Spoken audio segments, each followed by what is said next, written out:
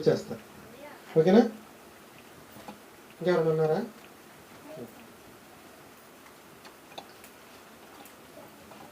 అంటే పిల్లలు అనైందా? పిల్లలందరూ కూడా చాలా బాగా చెప్పడం అనేది జరిగింది. అందరూ కూడా విన్నారు. ఇంత వర్షం అయినప్పటికీ కుర్చీలన్నీ నిండిపోయినాయి. ఓకేనా? చర్చికి వచ్చి మీ అందరూ కూడా కొన్ని జాగ్రత్తలు తీసుకోవాలి. ఏంటంటే చెప్పులు లేకుండా చర్చికి రావద్దు. అంటే అందరూ వేసుకొస్తున్నారు అనుకోండి, ఎవరు కూడా చెప్పులు లేకుండా రావద్దు. చేతిలో ఖచ్చితంగా వాటర్ బాటిల్ తెచ్చుకోండి. ప్రస్తుతానికి మన ఒంగూరులో పరిస్థితులు అసలు బాగోలేదు. చక్కగా ఇంట్లో మంచి నీళ్ళు చక్కగా 1 లీటర్ బాటిల్, నేను అందరికీ బాటిల్ ఇచ్చాను. కానీ ఈరోజు ఎవ్వరు బాటిల్ తెచ్చుకోలేదు. నాకేమనిపించింది అంటే బాటిల్ ఇవ్వకుండా ఇక్కడే నేను ఇంటి దగ్గర పట్టేసి సైకిల్ మీద తీసుకొచ్చి ఇక్కడ పెడితే తాగుతారేమో అనిపించింది. చాలా బాటిల్స్ ఇచ్చాను. ఇప్పుడు నేను ఎవ్వరు బాటిల్ తెచ్చుకోవట్లేదు. బాటిల్ కేవలం ఇచ్చింది మీకోసం కాదు, నా కోసం ఇచ్చాను. ఆదివారం చర్చికి వచ్చేటప్పుడు తెచ్చుకుంటారని ఇచ్చాను. బ్యాగ్ మాత్రం తెచ్చుకుంటున్నారు అందరూ. డిసెంబర్ 25న మీ అందరికి బ్యాగ్ ఇస్తాను. 120 రూపీస్ 150 రూపీస్ ఆ బ్యాగ్. అది బ్యాగ్ అందరికి ఏది తల్లి ఒకసారి చూపించు. ఇతికించుకో మమ్మీతో, మురికి అయిపోయింది. ఇది పెద్ద బ్యాగ్ ఇస్తాను, అందరికి ఇస్తాను. ఇంకో 2 నెలల్లో. ఓకేనా?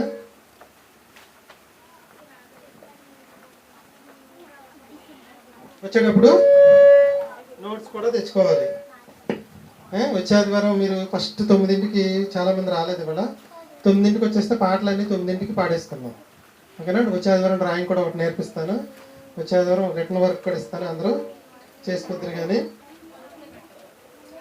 మీకు మనం వచ్చే దారిలో ఎక్కడైనా నీళ్ళల్లోంచి నడుచుకుంటూ వచ్చారా? నీళ్ళు ఎక్కడ కూడా లేవు. ప్రతి ఆదివారం ఆ రోడ్డుని బాగు చేస్తాను నేను. కలుపు ముందు కొట్టిస్తాం. నెలకోసారి కలుపు ముందు కొట్టిస్తాను. రోడ్డు మొత్తం ఆటో తిరిగినప్పటికీ రోజు పారతో ఎక్కడ గోతులు పడినా సరి చేస్తాను. చూసుకోండి. 15 ట్రిప్పులు మట్టి తోలిచ్చాను అక్కడికి. ఎక్కడ కూడా మీ కాళ్ళు బురద అంటకుండా లోనికి ఎంత వాన పడినా మనకి ఏం ప్రమాదం లేదు. మన పెద్ద కాలం ఉంది పక్కన, మొత్తం దాంట్లోకి వెళ్ళిపోతాయి. ఇంకా అదృష్టం ఏంటంటే దేవుడు ఎమ్మెల్యే గారిని, మన ప్రస్తుత ఎమ్మెల్యే గారిని ప్రేరేపించి మన చర్చి వరకు సిమెంట్ రోడ్డు పోయమని ఆర్డర్ ఇచ్చారు. కానీ మన రోడ్డు కాదు, మొత్తం ఊళ్ళో 3-4 ఉన్నాయని మొత్తం పోసేసేయమన్నారు. వర్షం రావడం వల్ల ఆగిన తర్వాత వారం రోజుల్లో రోడ్డు కూడా అయిపోయింది. మీరు చక్కగా అసలు కాలికి బురద అవ్వకుండా చర్చిలోనికి వచ్చేసేయచ్చు. కాబట్టి మనం దేవుడికి ఇది ధన్యవాదాలు తెలియజేయచ్చు. ఈరోజు మీ అందరికీ క్లాస్ ఏంటంటే జాగ్రత్తగా వినండి అందరూ. పిల్లలందరూ మీరు నేర్చుకుని ఎవరు మన రియల్ హీరో? పెద్దవాళ్ళు ఆగండి, వాళ్ళు చెప్తారు. ఎవరు మన రియల్ హీరో? అమ్మ నాన్న. మరి విలన్ ఎవరు? బాబాయి పిన్న, పెద్దమ్మ పెద్దనా, మా అమ్మ తాతనా? గుర్తుంచుకోండి, వాళ్ళందరూ మనకి హీరోలే. కానీ విలన్ అనేవాడు అపవాది. మనం సెమిస్టర్ 2 లెసన్స్ కింద అపవాది గురించి మీ పిల్లలకి నేర్పించుకుంటూ వస్తున్నాం. మీ అందరికీ తెలుసు. ఫస్ట్ ఏమి నేర్పించామంటే అపవాదికి ఉన్న లేదా సాతానుకు ఉన్న పేర్లు. ఒకటి అబద్ధికుడు, అబద్ధమునకు జనకుడు, నరహంతకుడు, యుగ సంబంధమైన దేవత, అపవాది, శోధకుడు. కృష్ణవాళ్ళ పిల్లడు బాగా బట్టి పెట్టాడు దాన్ని. చెప్పగలవా 10 పేర్లు? చెప్పగలవా? దా, మర్చిపోయావా?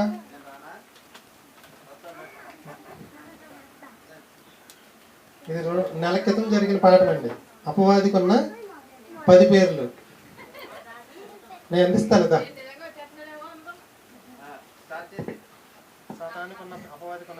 అపవాదికి ఉన్న మొదటి పేరు అబద్ధికుడు, అబద్ధానికి జనకుడు, నరహంతకుడు, యుగ సంబంధమైన దేవత. అపవాది శోధకుడు, వాయుమండల సంబంధమైన అధిపతి, అంధకారి సంబంధమైన అధిపతి, లోకాధికారి, దుష్టుడు, విరోధి. ఒక విషయం ఏంటంటే అది నాకు గుర్తు లేక పేపర్ మీద రాసుకొచ్చుకున్నా. వాడు మైండ్లో, హృదయంలో రాసుకుని వచ్చాడు. కృష్ణ పిల్లడు మన అన్నమాట నిజమే.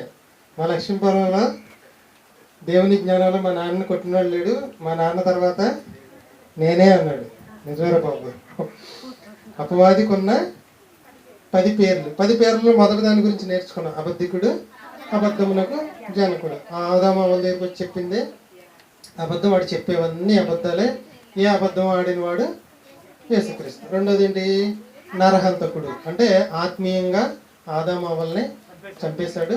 ఇప్పుడు కూడా మనుషుల మధ్య చంపుకోవడం అనేది వాడి వల్లనే. మూడోది యుగ సంబంధమైన దేవత, మన మనోనేత్రాలకు ఏం చేస్తుంది అనేది గుడ్డితనం కలగజేస్తుంది. ఈ రోజు నాలుగోది ఏంటి? అపవాది. వాడికున్న నాలుగో పేరు ఏంటంటే అపవాది.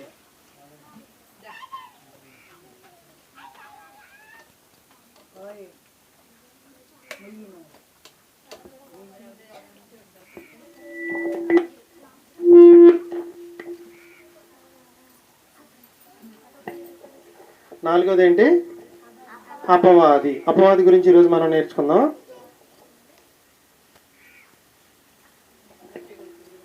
అపవాది, సాతాను అనే పదానికి అర్థం ఏంటి చెప్పాను మీకు?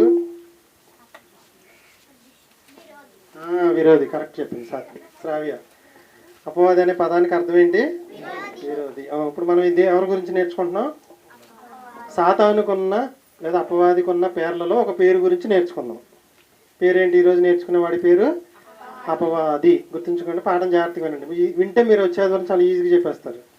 అపవాదికి ఉన్న నాలుగవ పేరు, సాతానుకున్న నాలుగవ పేరు అపవాది. ఫస్ట్ పాయింట్ ఏంటి?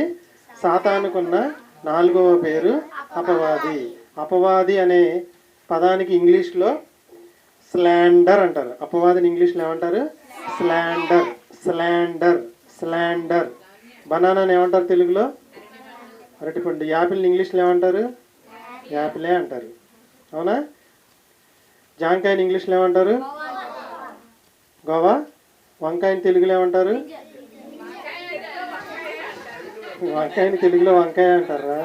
అలాగే అపవాదిని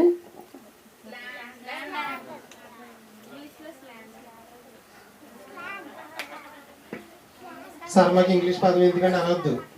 ఇంగ్లీష్ పదంతోనే మీకు మీనింగ్ అనేది వస్తుంది. గుర్తుంది. అపవాదికి ఉన్న సాతానుకు ఉన్న నాలుగవ పేరు అపవాది. అపవాది అనే పదానికి ఇంగ్లీష్లో స్లాండర్ అంటారు. ఓకేనా? అంటే అర్థం ఏంటో చెప్తాను, అందరూ శ్రద్ధగా వినండి. స్లాండర్ లేదా అపవాది అంటే అర్థం ఏంటంటే, అర్థము లేదా నిర్వచనం, ఒక వ్యక్తి ప్రతిష్టను దెబ్బతీసేటట్లు తప్పుడు ప్రసంగం లేదా తప్పుడు మాటలు చేసే చర్య. అపవాది అంటే అర్థం ఏంటండి? అపవాది అంటే నిర్వచనం ఇంగ్లీష్లో స్లాండర్. ఒక వ్యక్తి ప్రతిష్టను దెబ్బతీసేటట్లు లేదా దెబ్బ తినేటట్లు చేసే తప్పుడు మాట లేదా తప్పుడు ప్రసంగం. అపవాది అంటే అర్థం ఏంటి? ఒక వ్యక్తి ప్రతిష్టను దెబ్బతీసేటట్లు చేసే తప్పుడు ప్రసంగం లేదా తప్పుడు మాటలు. ఒక మాట చెప్తానండి. ఒక వ్యక్తి ప్రతిష్టను దెబ్బతీసేటట్లు తప్పుడు ప్రసంగం చేసే చర్య అని చెప్తానండి. ఒక వ్యక్తి ప్రతిష్టను దెబ్బతీసేటట్లు తప్పుడు ప్రసంగం చేసే చర్య. ఒక వ్యక్తి ప్రతిష్టను దెబ్బతీసేటట్లు తప్పుడు మాటలు పలికే చర్య. ఇది అపవాది అనే పదానికి అర్థం. అపవాది అనే పదానికి అర్థం ఏంటి? అపవాది అనే పదానికి అర్థం ఏంటి? స్లాండర్ అంటే ఏంటి? ఒక వ్యక్తి యొక్క ప్రతిష్టను దెబ్బతీసేటట్లు తప్పుడు ప్రసంగం చేసే చర్య. ప్రసంగం అన్నా మాటలన్నా ఒకటే. ఇంకా సింపుల్గా మీకు చెప్పాలంటే, ఒక మనిషి ప్రతిష్టను దెబ్బతీసేటట్లు మాట్లాడే మాటలు. అపవాది పని ఏంటి? ఒక వ్యక్తి యొక్క ప్రతిష్టను దెబ్బతీసేటట్లు మాట్లాడించే మాటలు. ఇప్పుడు వాడు లేడు కాబట్టి మనుషులతో మాట్లాడిస్తాడనమాట. అపవాది ఏంటండి? అపవాది. ఆదికాండం 3వ అధ్యాయం. ఇప్పటి వరకు మనం సెమిస్టర్ 2 వాళ్ళకి, ఫస్ట్ బ్యాచ్ వాళ్ళకి బైబిల్ తీసి ఏం చెప్పలా, వాడి పేర్లు చెప్పుకుంటూ వచ్చాం. ఇప్పుడు వెళ్దాం చూడండి. ఆదికాండం 3వ అధ్యాయం 1 నుంచి 5 వచనాలు అందరూ వచ్చే ఆదివారం రాసుకురావాలి. ఇది రిటర్న్ వర్క్. ఆదికాండం 3వ అధ్యాయం 1 నుంచి 5 వచనాలు ఒకసారి అందరు తీయండి.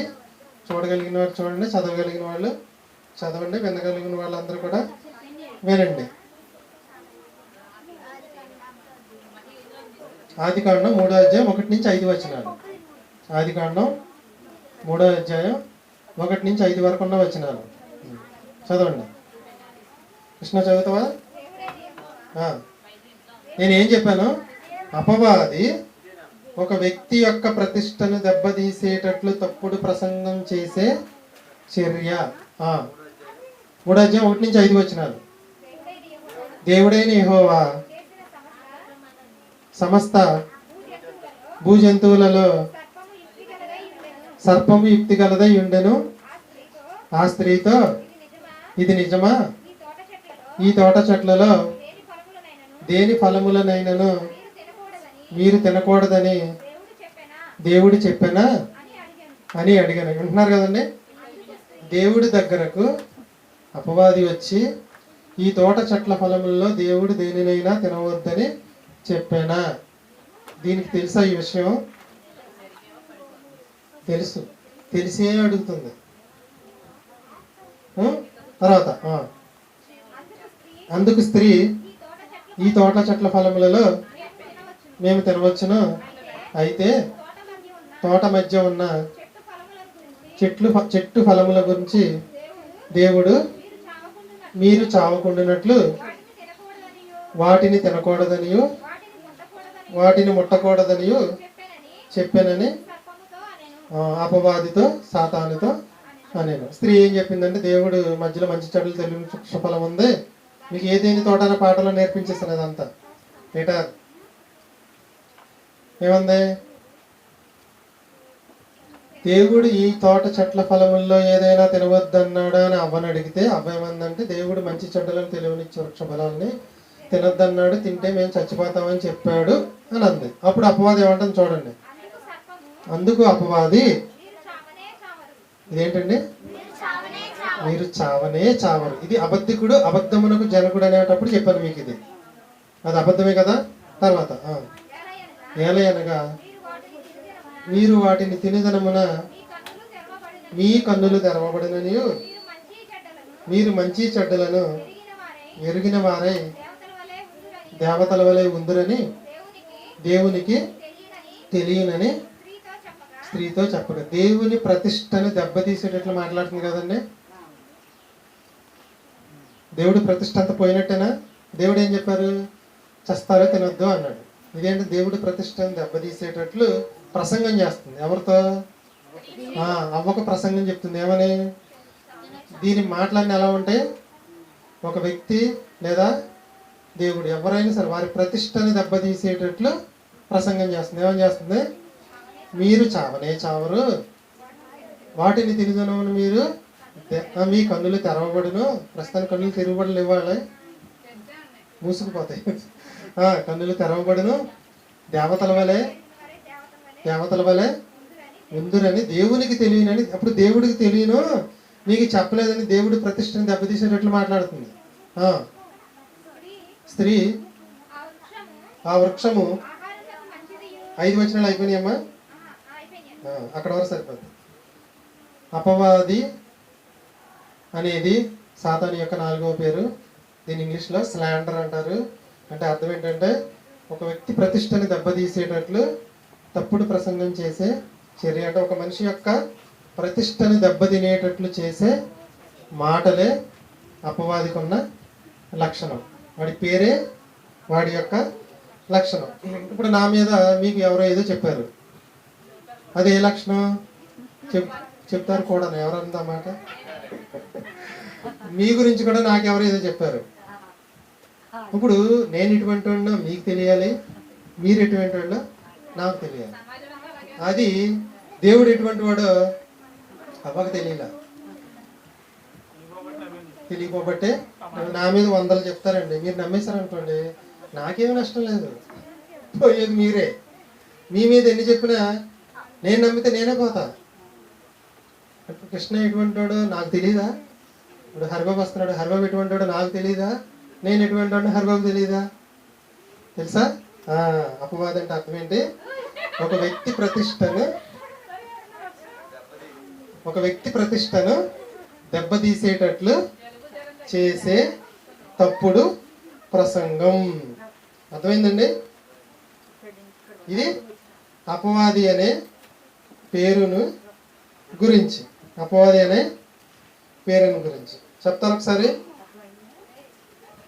సాత్విక, శ్రావ్య, వచ్చేవారం పాఠం ఏంటి? అపవాదికి ఉన్న 4వ పేరు, సాతానుకున్న 4వ పేరు పెటర్. వినాలి, అపవాదికి ఉన్న 4వ పేరు, సాతానుకున్న 4వ పేరు అపవాది. సాతానుకున్న 4వ పేరు అపవాది. అపవాదిని ఇంగ్లీష్లో స్లాండర్ అంటారు. స్లాండర్ అంటే ఒక వ్యక్తి యొక్క ప్రతిష్టని దెబ్బతీసేటట్లు మాట్లాడే, ఒక వ్యక్తి యొక్క ప్రతిష్టని దెబ్బతీసేటట్లు చేసే ప్రసంగం ఏదైనా ఒకటే. ఇది ఎవరికి తప్పుడు ప్రసంగం ఎవరి మీద ఫస్ట్ చేసింది అంటే అపవాది అవ్వతో చేసింది మొదటి ప్రసంగం. అపవాది మొదటి ప్రసంగం దేవుని మీద హవ్వతో చేసింది. ఏ ప్రసంగం ఇది? తప్పుడు ప్రసంగం. ఏ ప్రసంగం? ఈ ప్రసంగం వల్ల దేవుడి ప్రతిష్ఠ ఏమైందంటే దెబ్బతింది. ఎప్పుడు దీని పని ఏంటంటే అపవాదులు వేయడమే. నిజాలు ఉండవు దాంట్లో. అందుకని దాని పేరు ఏంటంటే అపవాది. ఈ 5 పాయింట్లు మీకు చక్కగా నేను రాసి మీకు ఇస్తాను, చెప్తారు. కానీ దానికి సంబంధించి కొన్ని వచనాలు చెప్తాను. పెద్దోళ్ళు కూడా ఉన్నారు కాబట్టి పెద్దోళ్ళు అందరూ ఏనండి ఇప్పుడు శ్రద్ధగా ప్రశ్న అడుగుతా చివరిలో. దీని కంటిన్యూషనే, పాఠం కంటిన్యూషనే. దేవుడు సృష్టిని చేసేటప్పుడు దృశ్యలోకంగాను అదృశ్యలోకంగాను 2 రకాలుగా చేశాడంట. దేవుడు సృష్టిని చేసేటప్పుడు దృశ్యలోకంగాను అదృశ్యలోకంగాను. దృశ్యలోకం అంటే మనకి కంటికి కనిపించే భూలోకం. అదృశ్య లోకాలండి పరలోకం, పాతాళలోకం. దేవుడు సృష్టిని చేసేటప్పుడు దృశ్యలోకంగాను అదృశ్యలోకంగాను. దృశ్యలోకం అంటే మనకి కంటికి కనిపించే భూలోకం. అదృశ్యలోకం అంటే పాతాళలోకం, పరలోకం. పాతాళలోకం మన కంటికి కనపడదు, చచ్చిపోయిన వాళ్ళ ఆత్మలన్నీ అక్కడ ఉంటాయి. పరలోకం ఇది కూడా మన కంటికి కనిపించదు. ఇక్కడ ఎవరుంటారు అంటే దేవుడు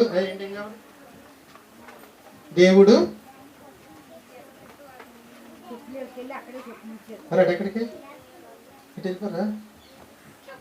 ఇంటికి వెళ్తామండి. ఇంటికా వాడు వచ్చిన దగ్గర నుంచి ఇంటికి వెళ్ళిపోతాడు. వాటర్కి ఇంటికి, టాయిలెట్కి ఇంటికి, తుమ్ము వచ్చిన ఇంటికి వెళ్ళిపోతున్నాడా? ఇంటికి మన దగ్గరికి వచ్చిన తర్వాత మనదే బాధ్యత.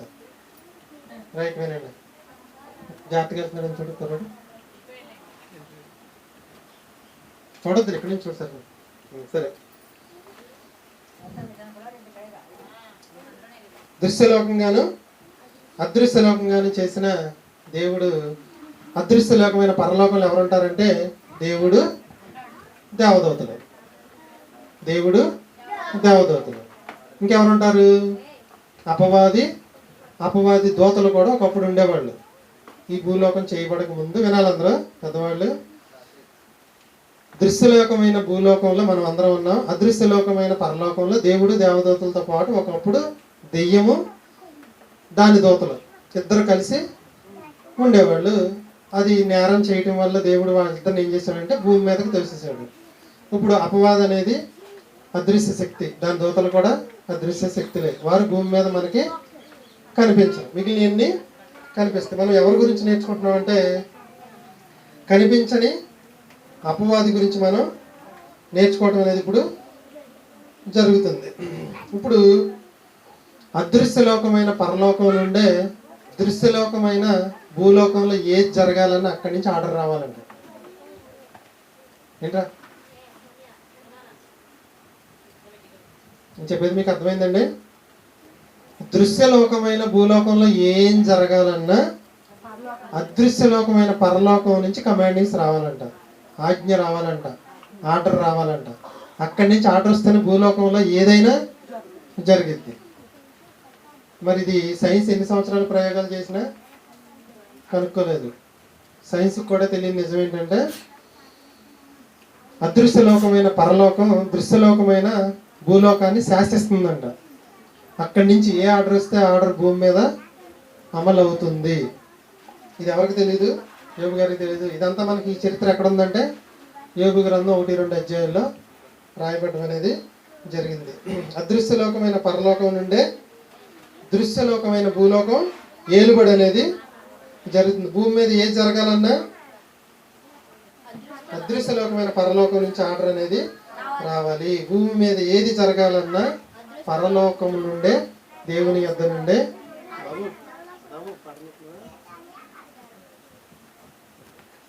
అదృశ్యలోకమైన పరలోకం నుంచే రావాలి. ఓకేనా? ఇప్పుడు ఒక పిల్లవాడిని ఇక్కడ నుంచోబెట్టి, పేటర్ అన్నాడండి, పేటర్ని ఇక్కడ నుంచోబెట్టేసి 2 చేతులు కట్టేశారు. అందరు ఎవరి కాళ్ళు మీకు మీరు ఊహించుకోండి. కొంచెం చేతేనే అనుకుందాం. 2 చేతులు కట్టేశా, 2 కాళ్ళు కట్టేశా. ఓకేనా? తర్వాత చెవులకి వినపడకుండా శీతాకాలంలో పెట్టుకునేవి చూసారా, ఇలా రివర్స్లో పెడతారు, అవి పెట్టేశా. కళ్ళకి గంతలు కట్టేశా, నోటికి ప్లాస్టర్ వేసేసా. చైతన్య మీ ఇంటికి వెళ్ళిపో అన్నా. ఎలాగెళ్తాడు అంటే, ఏం చేశాను నేను? కాళ్ళకి బంధకాలు వేసా, చేతులకు బంధకాలు వేసా, కళ్ళకి బంధకాలు వేసా, నోటికి బంధకాలు వేసా, చెవులకు బంధకాలు వేసా. ముక్కుకు బంధకం వేస్తే మరణిస్తారు కాబట్టి ముక్కుకు బంధకాలు వేయలా. ముక్కుకు బంధకాలు అపవాది వేయదు, దానికి ఆర్డరు లేదు. ఇప్పుడు ఇన్ని బంధకాలు వేసినప్పుడు ఈ మనిషి ఇక్కడి నుంచి ఇంటికి ఎలా వెళ్ళలేడో, కంటికి కనిపించిన అదృశ్య శక్తి అయిన అపవాది కూడా మనకి ఏం చేస్తుందంటే కొన్ని బంధకాలు వేస్తుంది.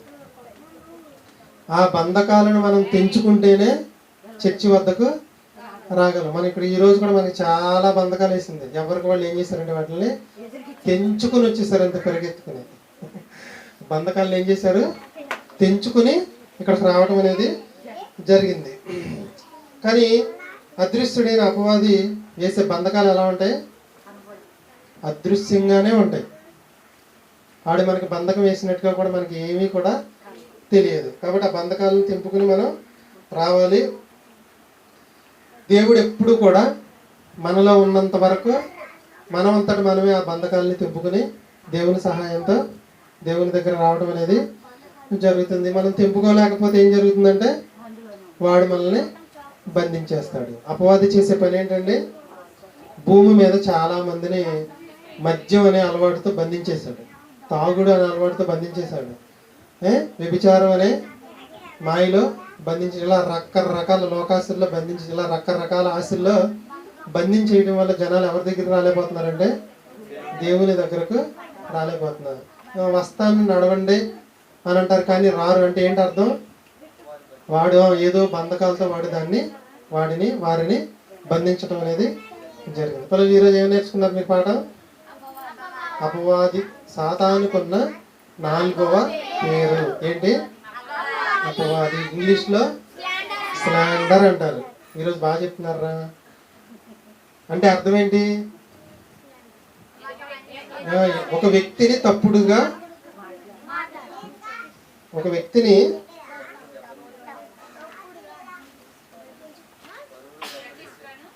ఒక వ్యక్తి యొక్క ప్రతిష్టని దెబ్బతీసేటట్లు మాట్లాడడము లేదా ప్రసంగించడము. ఎక్కువగా అపవాది ఈ రోజుల్లో ప్రసంగాలు ఎక్కువ చేస్తూ ఉంటుంది. మాటల కన్నా ప్రసంగాలు ఎక్కువ ఉన్నాయి, దొంగ బోధకుల ప్రసంగాలు. ఒక వ్యక్తి యొక్క ప్రతిష్టని దెబ్బతీసేటట్లు మాట్లాడే తప్పుడు చర్య లేదా తప్పుడు ప్రసంగం. ఓకేనా? ఇది కంటికి కనిపించదు. దీని పని ఏంటంటే దేవుని యొద్దకు రాకుండా మనందరికి ఏం చేస్తుందంటే బంధకాలు వేస్తుంది. ఆ బంధకాలు తెంచుకుని మనం దేవుని యొద్దకు రావాలి. ఇవి 5 పాయింట్లు. ప్రార్థన చేసి ముగించుకుందాం. ప్రియ పరలోకమందున్న మా తండ్రి, మీ యొక్క పిల్లలతో మా అందరి విరోధి అయిన అపవాది గురించి, సాతాను యొక్క 4వ పేరు అపవాదని, ఆ పేరుకున్న అర్థం ఏంటి, ఆ పేరుకున్న లక్షణాలు ఏంటి నీ యొక్క పిల్లలకు వివరించాను తండ్రి. వచ్చే ఆదివారం ఫస్ట్ బ్యాచ్, సెకండ్ బ్యాచ్ అందరూ కూడా ఆ యొక్క మాటలు నేర్చుకుని అపవాది గురించి చెప్పే భాగ్యం ప్రతిబిడ్డకు దయచేయమని క్రీస్తునామని ప్రార్థన అడిగి వేడుకుంటున్నాం పరమ తండ్రి. ఆమేన్. ఓకేనా పిల్లలు? ఉంటారు. ఒక అరగంట సేపు చిన్న పాఠం చెప్తాను. వెళ్ళిపోతారా? వెళ్ళిపోయి ఎవరో చెప్పండి. ఏం చేస్తారో మహి వెళ్ళి ఏం చేస్తారో చెప్తే పంపిస్తారు. ఏం చేస్తారో చెప్పు. క్రాప్ సాయంకాలం వరకు చేయించుకోవచ్చు. అదే బంధకం, అదే బంధకం. అసలు ఆప్ చేయండి.